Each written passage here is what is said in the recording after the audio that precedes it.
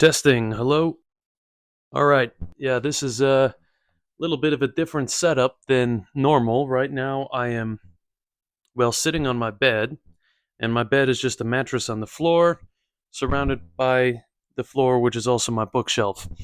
And the reason I'm here is because right now, this is my safe zone. This is my comfort zone, this little area. And I feel like I need to be in my safe zone because I have a confession to make. A confession that is really like the least thing that should need to be confessed. But we live in a kind of crazy online world.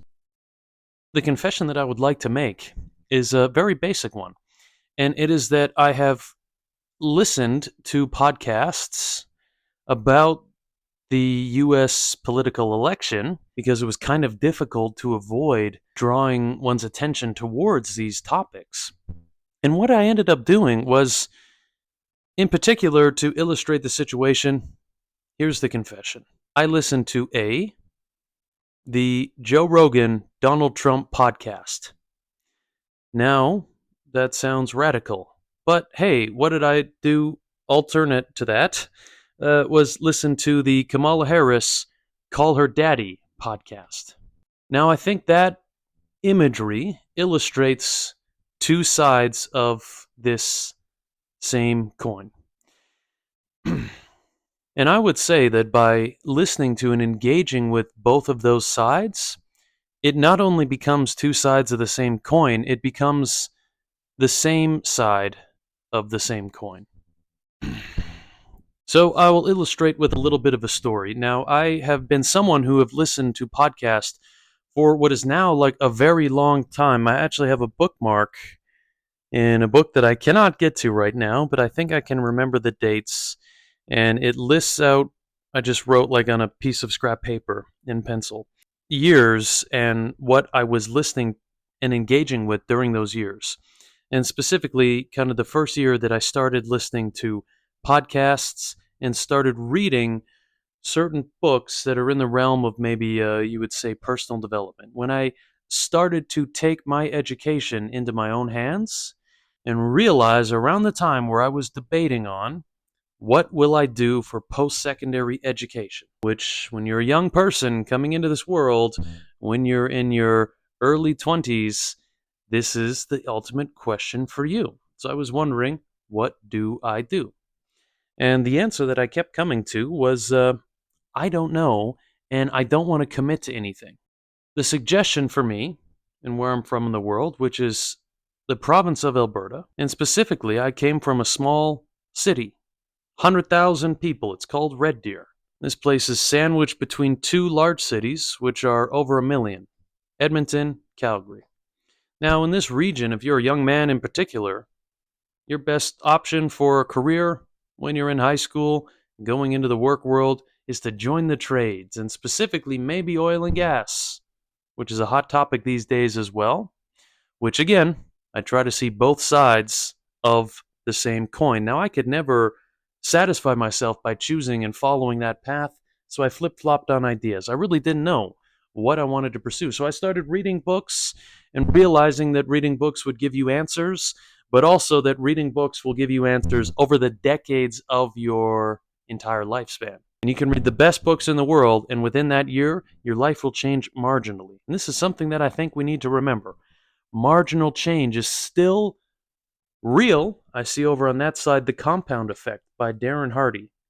Now, all my books have been rearranged to put in this configuration around my new bed setup. So I'm now like seeing and engaging with books that I haven't seen or thought of for a very long time.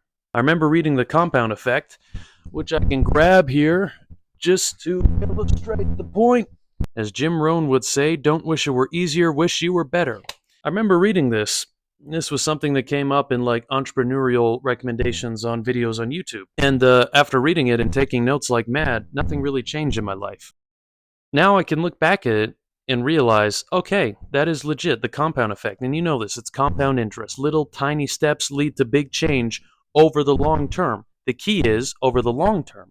Now, can you see your way through over the long term? And I think we really struggle to understand this. Now, getting back to the political dynamic, I think that drives it drives this situation in even more.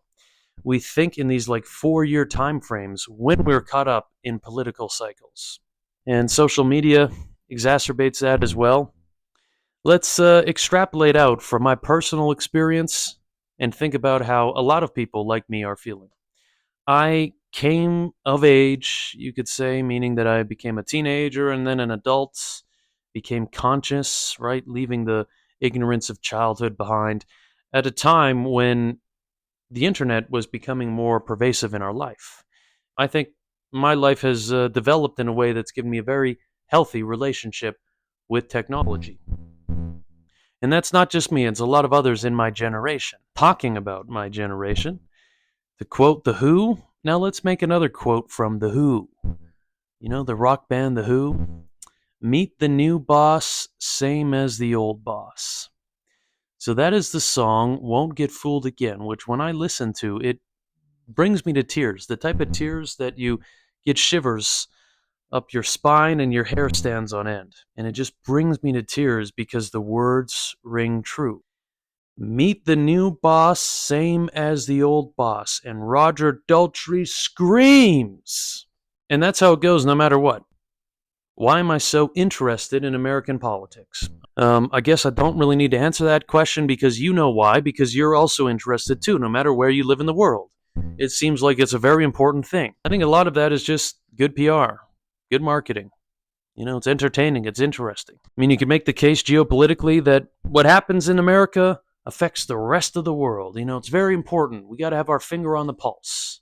I think that's true, but I think what happens in China and India and Russia also has a great impact on the rest of the world, but yet we don't follow their politics as interestingly as we follow American politics. And I don't think it's any mystery because Hollywood movies, and Hollywood isn't even the right term anymore either, because a lot of these great films and television isn't the right term anyways, it's streaming. A lot of the great media that entertains us and that we enjoy takes place irrespective of the physical location of Hollywood. But let's use Hollywood to describe the media landscape as we know it and have traditionally known it. That affects the world. People are interested in it. The best movies come from America. I think a lot of us confuse that to making real change, educating ourselves. We're learning. That's why we listen to the Kamala Harris podcast and the Donald Trump podcast, because we're learning. If I'm being honest with you, I listen to those because they're interesting and entertaining. When I first started listening to podcasts, it is because they were educating me. And I was trying to figure out what to do with my life in terms of my education. So that's my story. That's how I stumbled onto podcasts. Now today, some will argue that podcasts swung the American election, that podcasts have become this great thing that influences people. And this is a point that I would like to make, and I am sorry that I took so long to get to this point, because I'm sure viewership and listenership has gone out the door already, and fair enough, as you should. I'm just rambling on. There's a point in my head that I would like to make, and I should have made it right off the start. And it is this.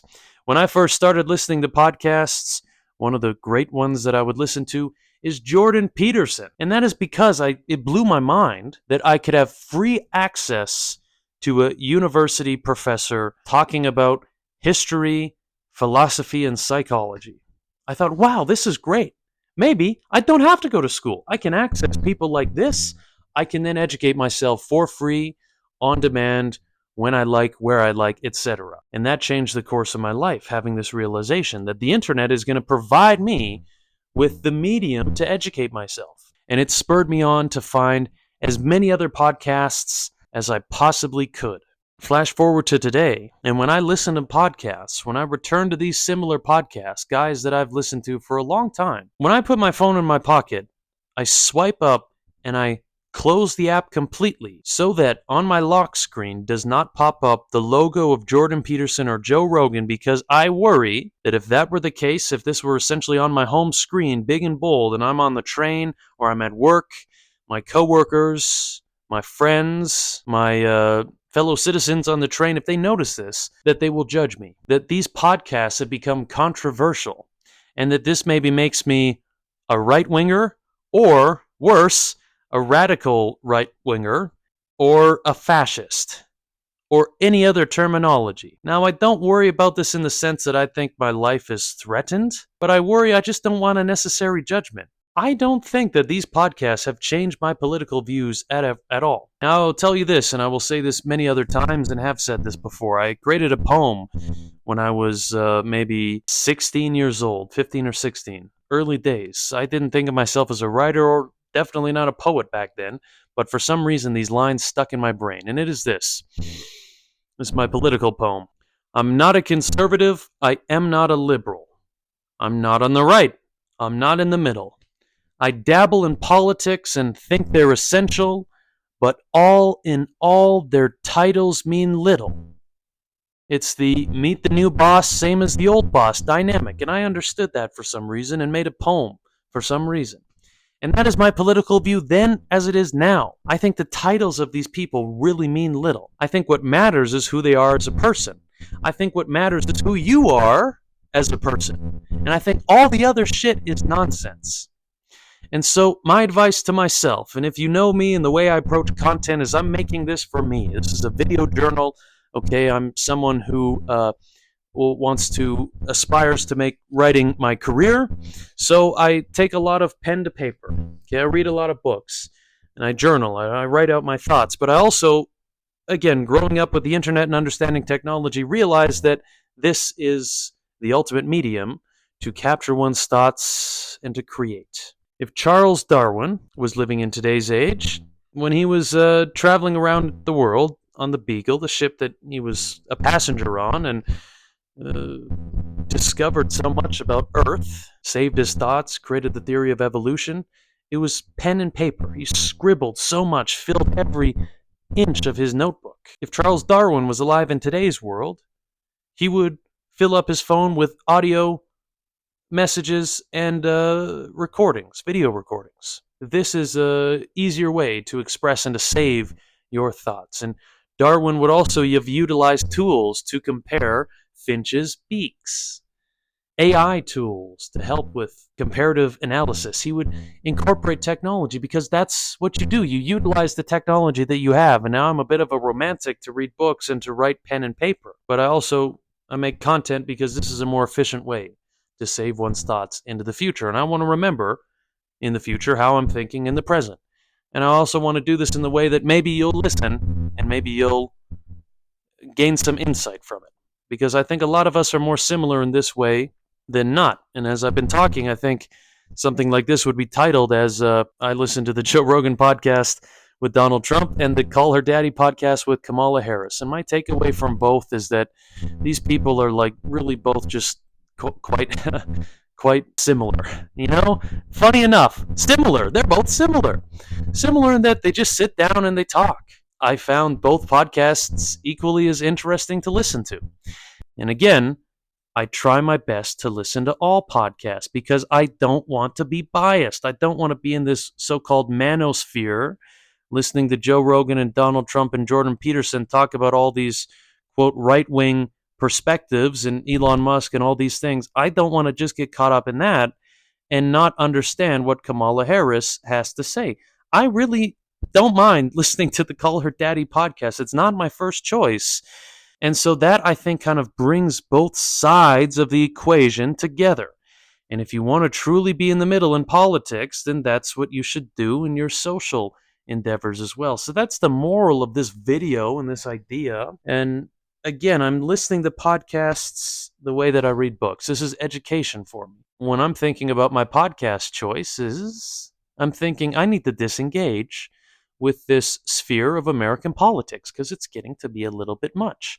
So I will end this little video with ideas about how I try to understand the rest of the world. And if you're going to do anything in this political cycle of left versus right, then I think the best thing you can do is for a while disengage with it and learn from people in other parts of the world. So the other great thing about podcasts is you can do exactly that, and they're becoming more popular in other places of the world. One that I've been listening to, and I was starting to listen to this when I was in Iceland, when I was again trying to think about worldly perspectives outside of the North American sphere, is a podcast, The Seen and the Unseen, the seen and the unseen. And these podcasts run 5 to 8 hours long, mostly with Indian intellectuals and thinkers, politicians, writers, etc., etc. Sometimes Americans go on the show too. And that's taught me a lot about how people in India are perceiving the world in this current era. And so that's on the podcast sphere.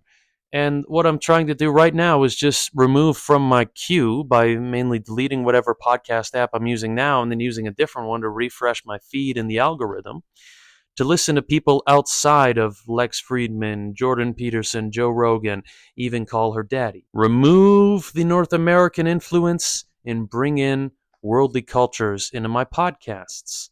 Something else I've done, and I've talked about this too, listening to the United Nations General Assembly, that gives you an opportunity to hear from world leaders from all the other countries in the world that are part of the United Nations, at least, expressing their opinions. And what you find is there's actually not a lot of differing opinions in the sphere of politics in the world.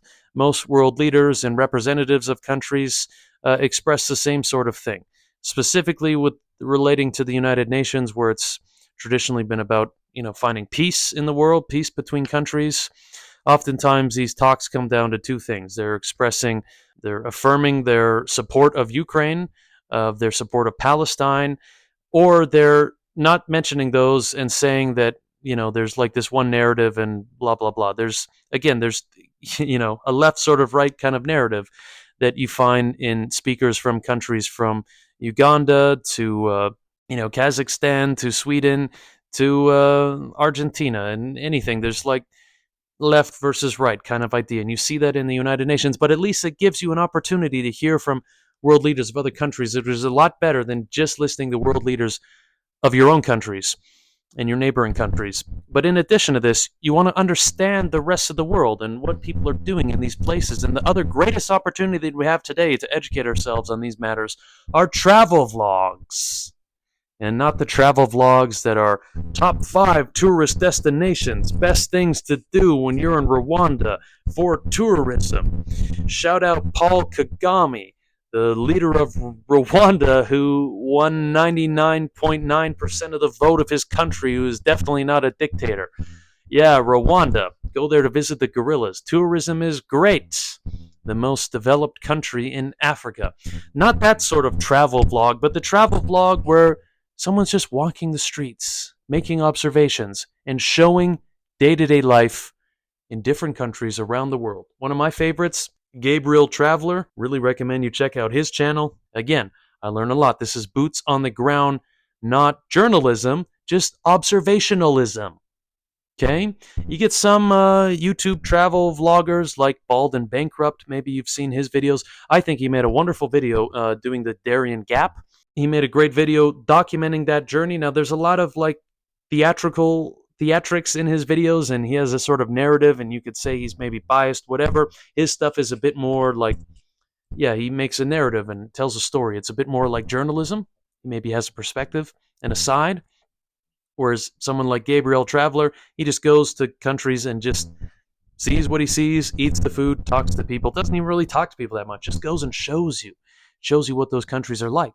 You learn a lot visually. Again, this goes to technology. You could read a book about a country, or in this case, the Phantom of the Opera, or you could watch a video and see for yourself. See the people on the streets, in the buildings, in their homes.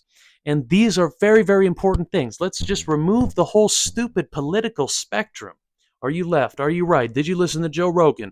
Did you support Kamala Harris? Whatever. Just screw off with these ideas. Meet the new boss, same as the old boss. There is some differences in policies, but at the end of the day, I don't think any of the shit that they're doing is going to be much different than each other. And you should, A, stop freaking out that the other side is a monster and going to destroy everything. And B, just understand more about the rest of the world. That is the moral of the story. Maybe I stopped talking there. This is me in my comfort zone, my bed on the floor, because I live a Spartan existence and it does me well. Read more books, listen to different podcasts that are not having American political leadership on them to broaden your horizon for the rest of the world and watch some good travel vlogs of people going to different countries to understand things better. Thank you for listening and watching. Goodbye. Stay tuned for more. Yeah, you know the thing.